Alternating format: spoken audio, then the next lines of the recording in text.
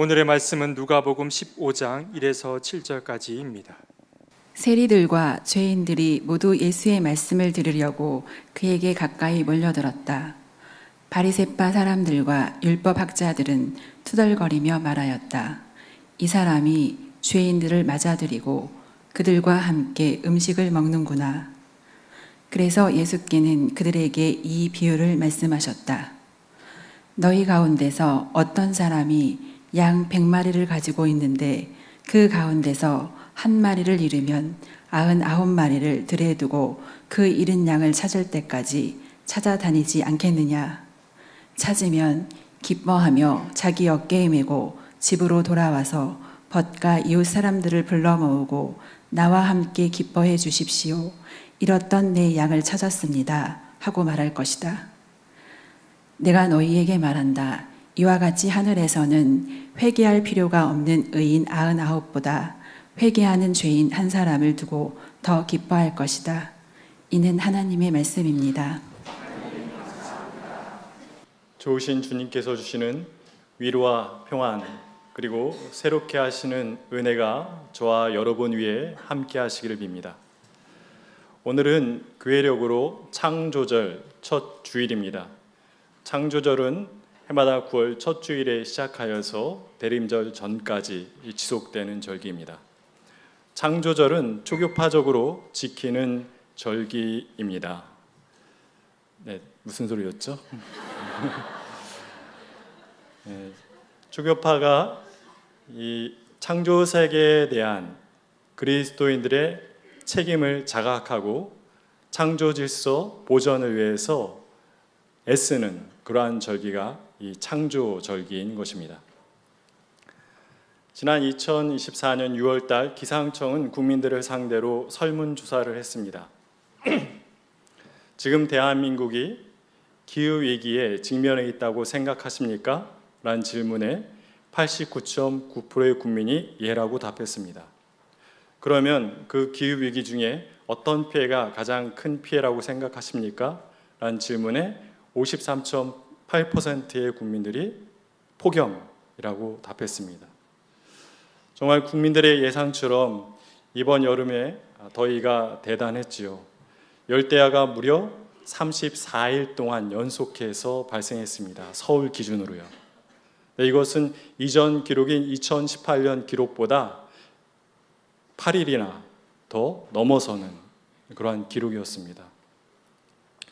그리고 처서가 되면은 기온이 선선해진다는 그 처서 매직도 없었어요. 기온이 시원해진 건 처서가 지나고 일주일 후부터였습니다. 그러니까 기후가 뭔가 제대로 작동하지 않는 것 같은 느낌을 지울 수 없는 요즘입니다. 어느 한참 무덥던 여름날 제 지인이 길을 가다가 그렇게 얘기하더라고요. 올여름이 가장 시원한 여름이야. 뭔 소린가? 우리가 앞으로 경험하게 될 여름을 생각했을 때 맞는 말이죠. 내년 여름이 어떻게 될지 몰라요. 벌써 걱정이 됩니다. 올해보다 더 더우면 더웠지 시원하지는 않을 겁니다. 기후가 망가지고 있어요. 2020년 19명의 청소년들은 우리 헌법재판소에 기후 헌법소원을 냈습니다. 정부의 환경 정책이 우리가 지금 직면하고 있는 이 지구온난화를 해결하기에는 너무 미흡하다는 일종의 문제제기였습니다.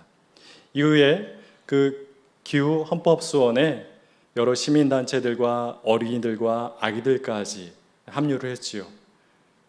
지난 목요일 날 29일에 헌법재판소가 그 헌법소원에 대한 판결을 내렸습니다. 판결의 내용은 무엇이냐면 우리나라 정부의 환경 정책은 헌법에 부합하지 않는다라는 판결이었습니다. 헌법재판소가 봤을 때 정부의 환경 정책은 2018년 대비 그 환경오염을 대기가스를 35% 이상 줄인다라는 계획만 이야기했지 2050년까지 구체적인 계획은 제시하지 않았다라는 걸 문제시 삼았고요. 그것은 결국엔 미래 세대에게 큰 부담을 주어서 그들이 쾌적한 환경에서 건강하게 살 권리인 환경권을 침해한다고 본 것입니다.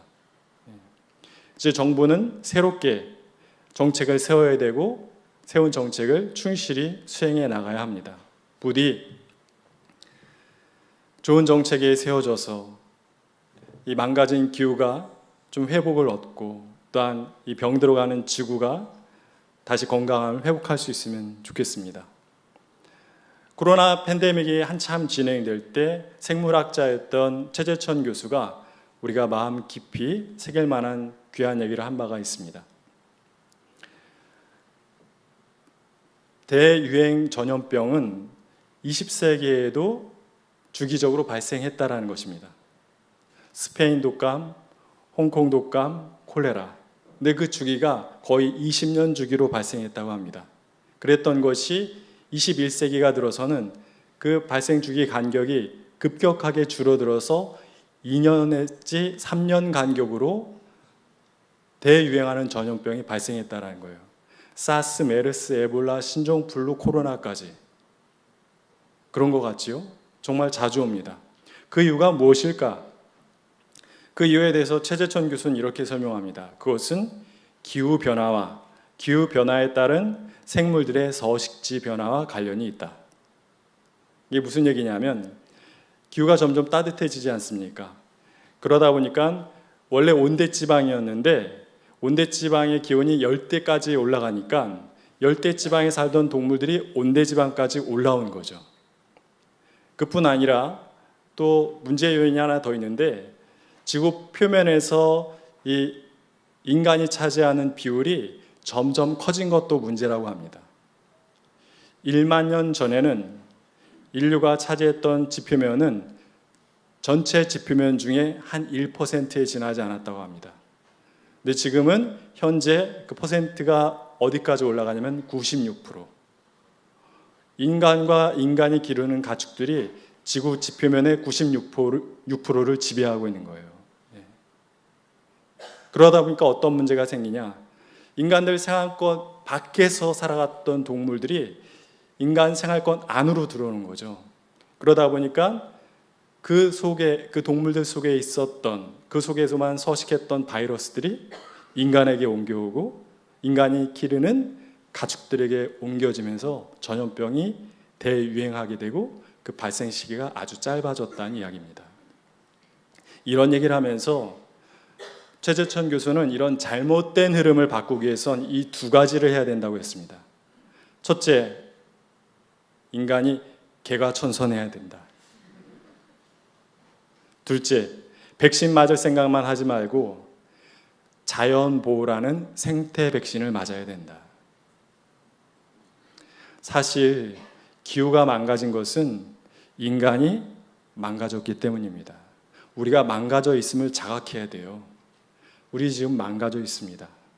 그래서 개과천선해야 됩니다. 개과, 잘못된 것을 고치고 천선, 선한 방향으로 삶을 바꿔야 된다는 얘기입니다. 그리고 나 혼자 백신 맞고 나 혼자 생존할 생각을 하지 말고 자연을 보호하는 게 결국엔 우리 모두를 보호하는 것이다라는 것을 깨달아야 한다는 것이죠. 예수님은 목수셨습니다. 목수는 집을 만들고 가구를 만들고 나무로 삶에 필요한 것을 만드는 사람들이죠. 근데 없는 것을 만들기도 하지만 있는 것 중에 망가진 것을 고치는 사람이 또한 목수이기도 합니다. 삐그덕거리는 문을 고쳐서 잘 열리고 잘 닫히게 만들어지고 무거운 책으로 처진 책 선반을 다시 반듯하게 고쳐주는 사람이 목수이기도 합니다. 목수는 나무를 많이 다루기 때문에 나무에 대해서 잘 압니다. 그래서 가벼워서 가구를 만들기 좋은 나무가 있고 튼튼하고 잘 뒤틀리지 않아서 배를 만들기에 좋은 나무가 있고 하중을 잘 견디어서 집 만들기에 좋은 나무가 있습니다. 그래서 그 나무별의 성질을 가지고 여러 가지들을 만들고 그걸 이용해서 고치고 하는 것이지요. 근데 목수들은 나무에 대해서 잘 알기 때문에요. 나무를 잘 버리지 않습니다. 특히 한옥 같은 집을 한번 허물면요. 거기에 많은 목재가 들어가지 않습니까? 우리가 봤을 땐 그냥 다 버리는 게 깔끔할 것 같잖아요. 목수들은 버리지 않습니다. 한옥에 들어간 목재들은요, 잘 모아서 옅어두었다가 쓸 때가 생기면 그것을 창고에서 꺼내서 다시 잘 다듬어서 그 안에 새로운 쓰임새와 생명을 부여합니다. 공생애를 살펴보면 목수로서의 예수님의 모습이 공생애에 그대로 드러나 있음을 알 수 있습니다. 예수님은 사람도 버리신 적이 없습니다. 오히려 버려진 사람들을 귀히 여기셨어요. 그 사회가 죄인으로 낙인 찍어서 하나님의 자녀가 아니라고 버린 사람들, 세리, 창기, 병자, 이방인들, 그들에게 다가가서 예수님이 들려주신 이야기는 무엇입니까? 당신 죄인이 아니다. 당신은 하나님의 잃어버린 자녀다. 라고 일러주신 거 아닙니까? 오늘의 성경 본문인 누가복음 15장에는 비슷한 주제를 담은 세 가지의 이야기가 연이어 나옵니다. 양을 잃어버린 목자, 드라크마를 잃어버린 여인, 아들을 잃어버린 아버지. 이 세 가지 이야기에 공통적으로 담겨 있는 요소는 무엇이냐면 이것입니다. 잃어버린 걸 귀하게 여겨. 그리고 그 잃어버렸던 걸 되찾습니다. 그리고 되찾은 것을 함께 기뻐하자 이야기합니다. 그게 세 가지 이야기에 공통적으로 담겨 있는 이야기죠. 예수님이 들려주시고자 했던 이야기는 무엇입니까? 이 누가복음 15장에 담겨 있는 주제는 무엇입니까? 버려진 것들을 귀하게 여겨라. 그리고 그 버려진 것들을 되찾기 위해서 우리 함께 노력하자. 그리고 그 되찾음을 함께 기뻐하자. 그게 누가복음 15장의 주제입니다. 그런데 사실 그것은 누가복음 15장의 주제가 아니라 예수님 사역의 궁극적 목표였어요. 예수님은 그 목표 하나 가지고 공생애를 사신 겁니다. 네, 복음서를 읽다 보면 그 버려진 사람들만큼 자주 등장하는 사람들이 있으니 그들이 누구냐면 사람을 버린 사람들이에요. 누가 사람을 버렸습니까? 대제사장과 율법학자들, 바리새인들. 그들은 자기들이 만든 틀 안에 하나님과 성전과 하나님의 말씀을 가두었어요. 그리고 자기들이 새로운 하나님과 율법과 성전을 만들어서 그 새로운 기준으로 사람들을 판가름했습니다. 저 사람은 하나님의 자녀. 물론 그 누구보다도 자기들이 먼저 제일 포함되죠. 나는 하나님의 자녀, 일단 나는. 근데 내가 세운 기준에 부합하지 않는 너는 하나님의 자녀가 아니야. 하나님의 자녀가 아니라는 판단은 어떻게 됩니까? 사람이 아니라는 얘기고, 사람이 아니라는 얘기는 그 이스라엘 사회 공동체에서 살 수 없다란 말입니다. 사람답게 버린 거예요. 사람이 사람을 버렸어요. 하나님의 이름으로, 성전의 이름으로, 하나님 말씀의 이름으로. 그 사람들 향해서 예수님이 들려주신 이야기는 무엇입니까? 그러지 말아라. 제발 하나님을, 성전을, 말씀을 너희들이 만든 틀 안에 가두지 말아라. 그리고 너희들만 귀하게 여기지 말아라. 모두가 다 귀한 하나님의 자녀들이다. 너가 세운 기준에 맞지 않는다고 하여서 그를 하나님의 자녀가 아니라고 하여서 그를 버리지 말아라. 그도 또한 하나님의 귀한 자녀다. 사람을 그 어떤 명목을 세워서 버리지 않을 때 모두가 삶을 기쁨으로 받아들이며 살 수 있는 세상이 온다. 이게 예수님의 메시지 아닙니까?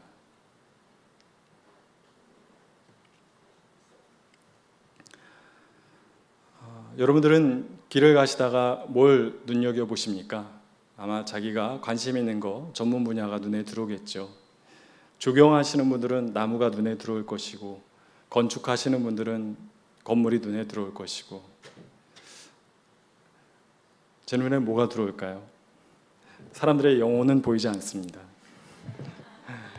제가 좀 눈여겨보게 되는 것은 길에 버려진 자전거들이에요. 너무 많은 자전거들이 사실 버려지고 있습니다. 요즘 지자체들은 그래서 오래 방치된 자전거에 이렇게 스티커를 붙여놔요. 언제까지 이 자전거를 가져가지 않으면 구청에서 수거해 갑니다. 그래서 정말 그 날짜가 되면 자전거가 없어져요. 구청에서 가져가는 겁니다. 그래서 일부 폐기하고 그 중에 괜찮은 것은 고쳐가지고 저렴하게 판매를 합니다. 네, 아시는 분은 아시겠습니다만 저는 자전거를 대나무로 만들어 타는 사람입니다. 그냥 조립하는 게 아니라 자전거를 만들 수 있는 사람이에요. 제가 좀 새롭게 보이죠? 자전거에 대해서 정말 잘 아는데요. 자전거가 사실은 그 친환경 교통수단으로 알려져 있습니다만 이 자전거를 만드는 제조 과정 가운데, 그리고 자전거가 버려져 폐기될 때 적지 않은 환경 오염이 일어납니다. 이래저래한 사연으로 하여튼 자전거를 만들어 타게 되었는데, 자전거를 만드는 사람이 되고 보니까요, 버려야 될 자전거는 없더라고요. 딱 버려진 자전거 보면 한 두세 군데 고치면 다시 탈 수 있는 자전거예요. 그래서 저는 버려진 자전거만 보면요, 다 고쳐주고 싶어요. 저 어렵지도 않은데 저 왜 버리지? 얼마든지 다시 탈 수 있는데. 사람도 마찬가지입니다. 사람도 버려야 될 사람은 없습니다. 그저 두세 곳 치유가 필요하고 회복이 필요한 사람들이 있는 것이죠.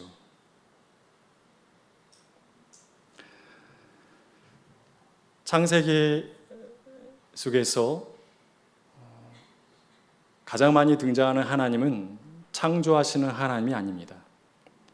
창세기에 그보다 훨씬 많이 등장한 하나님은 어떤 하나님이냐면 고치시고 다시 시작하시는 하나님이에요. 하나님이 에덴 동산을 만지시고 그 에덴 동산을 아담과 하와에게 맡기셨죠. 그런데 그 아담과 하와가 에덴 동산을 망칩니다. 그때 하나님께서 아담과 하와를 버리셨습니까? 버리지 않으셨어요. 에덴 동산에 옮겨가 살게 하셨죠. 그리고 심지어 동생 아벨을 죽인 가인, 하나님께서 버리셨습니까? 살인자인데 버리지 않으셨어요. 노 땅에 가서 살게 하셨죠. 또 세상에 죄가 아주 가득 찬 것을 보시고 세상 지음을 후회하셨을 때 노아를 통해서 세상을 다시 시작하기로 마음먹으시고 홍수를 내리고 노아를 통해 새로운 세상을 시작하셨습니다. 그런데 홍수 이후에 홍수가 끝나고 육지가 다시 생기자 그 육지에 올라가서 이 노아가 처음 한 일이 뭐예요? 술 진탕 마시고 고주망태 된 거.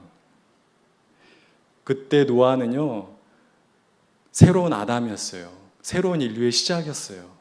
근데 그 사람도 그냥 바로 무너지는 거예요. 하나님 역시 그러한 노아도 포기하지 않고 노아를 통해서 다시 당신의 역사를 시작하신 분이십니다. 믿음의 조상 아브라함도요, 많은 실수가 있었습니다. 어려운 일 만날 때마다 부인을 팔아서 목숨을 연명했습니다. 부끄럽게. 야곱은 어떻습니까? 믿음의 족장 야곱은 어땠어요? 자기 혼자 성공하려고 가족을 속였지 않습니까? 또 야곱의 아들들은 어때요? 동생 요셉을 미워해서 거의 죽음 직전으로 몰고 갔다가 그를 팔아버리지 않습니까? 그야말로 버리지 않습니까? 하나님은 그러한 인간들을, 그러한 우리를 포기하지 않고 버리지 않고 고쳐서 쓰셨습니다. 하나님이 우리와 같지 않음이 얼마나 다행입니까? 우리 하나님은 그런 하나님이세요. 고쳐서 다시 쓰시는 하나님. 일본 교토대 공과대학의 스치다 나카시라고 하는 교수님이 계셨습니다. 정말 세계적으로 유명한 공과대학 중에 하나죠. 그런데 그의 아들이 아토피에 걸렸는데 잘 낫지 않는 겁니다. 그것을 아프게 바라보면서 스치다 다카시 교수는 현대 문명의 뿌리에 대해서 깊게 생각을 하게 됩니다.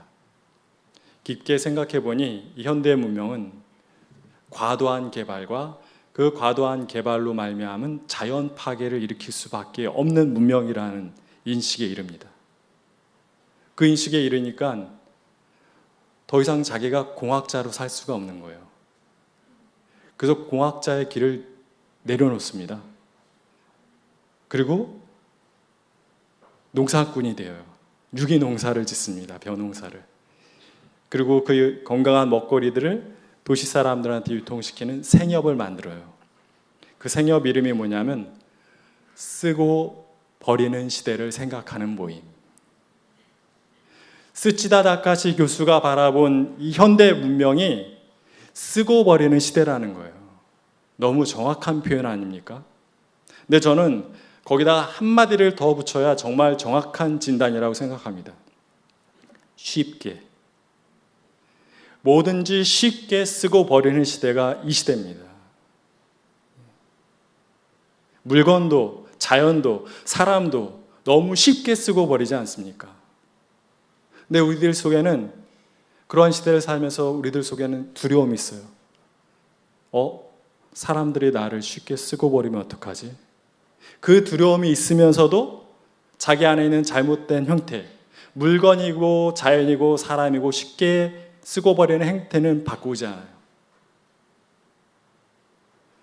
그게 죄입니다. 뭔가를 훔치고 사기를 치고 법을 어긴 게 죄가 아니라 귀히 여겨야 될 것을 귀하게 여기지 않은 게 죄라는 것입니다.